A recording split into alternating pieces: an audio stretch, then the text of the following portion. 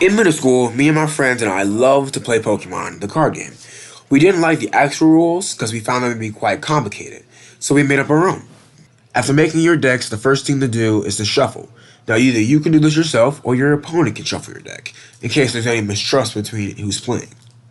After shuffling, the player will draw 6 cards, specifically Pokemon cards.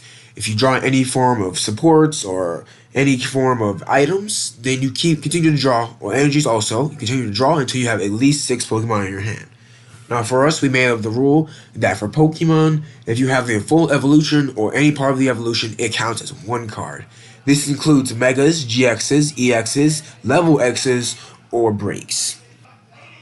Breaks can only be placed on stage 2 or below, while Megas can be placed in the order of Mega, above GX, above EX, above Level X, and stage 2, and such.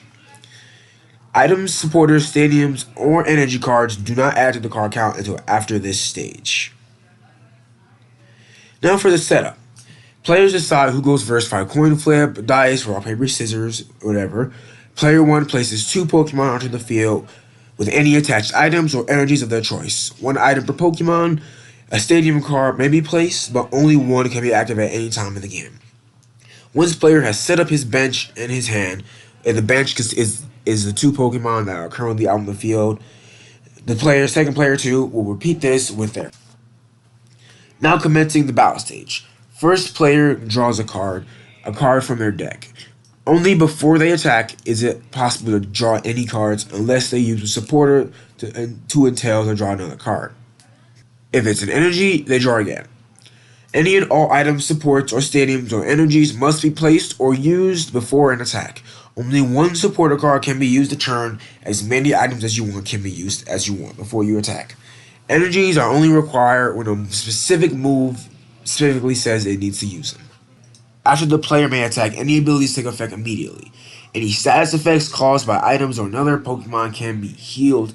Confusion and sleep can be healed with a coin flip. It must be flipped each turn.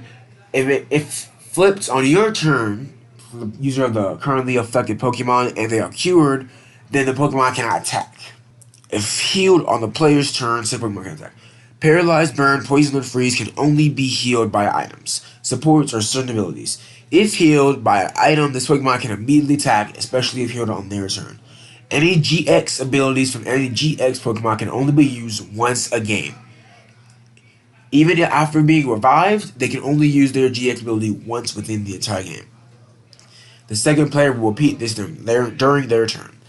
The game ends when one player no longer has any more playable Pokemon, or if by any chance the game must end early, the winner is decided by the lack of discarded Pokemon.